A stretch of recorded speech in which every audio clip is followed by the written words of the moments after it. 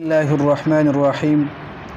وإذا قيل لهم لا تفسدوا في الأرض قالوا إنما نحن مصلحون ألا إنهم هم المفسدون ولكن لا يشعرون۔ منافقین کا بیان چل رہا تھا۔ اللہ رب العالمین فرما رہے وَإِذَا قِيلَ لَهُمْ، اور جب کہا جاتا ہے انہیں لا تفسدوا فی الارض، فساد نہ پھیلاؤ زمین میں، قالوا، تو وہ کہتے ہیں انما نحن مصلحون، کہ بے شک صرف ہم اصلاح کرنے والے ہیں۔ الا انہم هم المفسدون، الا خبردار، سن رکھو، جان لو، هم المفسدون، کہ بے شک وہ وہی فساد کرنے والے ہیں، ولکن لا یشعرون، لیکن وہ نہیں سمجھتے۔ یہاں سے اللہ رب العالمین فرما رہے ہیں کہ جب بھی یہ منافقین اپنے باتوں سے، ان کی باتوں کی وجہ سے معاشرہ بگڑ رہا تھا اور وہاں فساد پیدا ہو رہا تھا، اور جب ان لوگوں سے کہا جاتا کہ آپ لوگ اس معاشرے میں زمین پر فساد نہ پھیلاؤ، تو یہ لوگ جواب میں کہتے تھے کہ بھائی ہم فساد نہیں پھیلا رہے بلکہ ہم اصلاح کرنے والے ہیں۔ تو دراصل یہ جو منافقین لوگ تھے، کبھی کبھی یہ ایسا کرتے تھے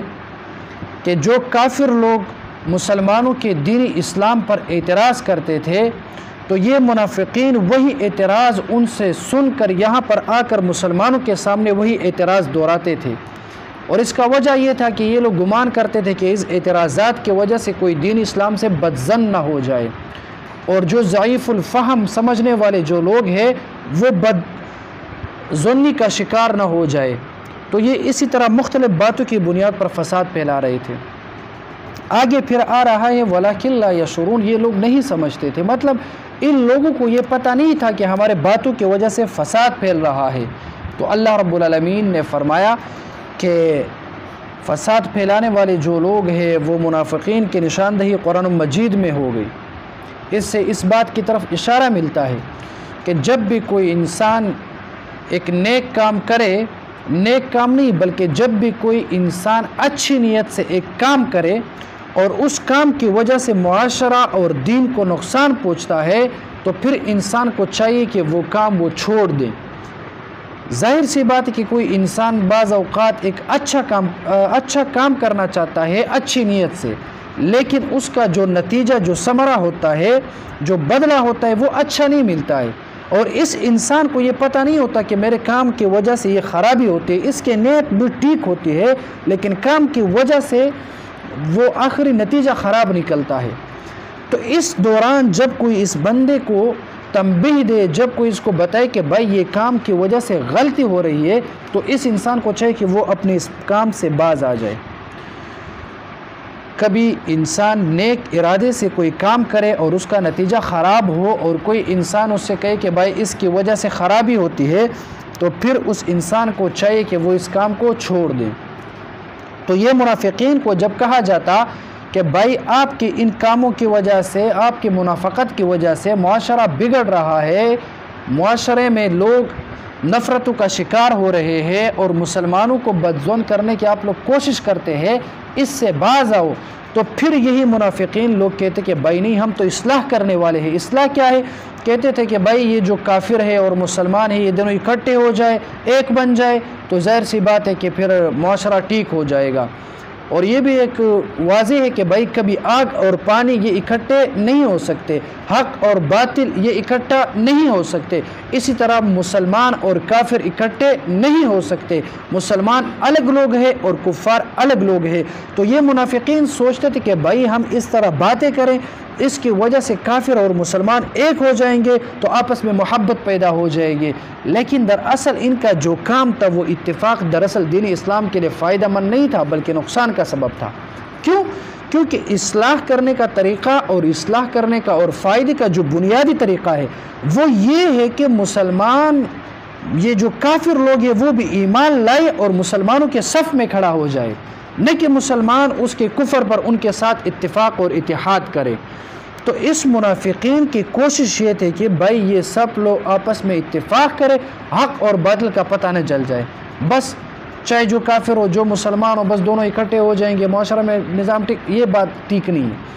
کیوں؟ کیونکہ حق حق ہوتا ہے اور باطل باطل ہوتا ہے۔ تو اسی وجہ سے کبھی بھی انسانوں کو یہ حکم ہے بھائی جب بھی کوئی انسان حق بات کرے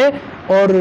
اس کے حق بات کی مخالفت کرنا یہ ٹھیک نہیں ہوتا، اگرچہ اس کے حق بات کرنے میں ظاہراً نقصان بھی نظر آ جائے لیکن اس کا پس منظر جو وہ فائدہ ہوتا ہے۔ اور جب کوئی منافق بولتا ہے تو اس کے باتوں میں ظاہراً فائدہ نظر آتا ہے،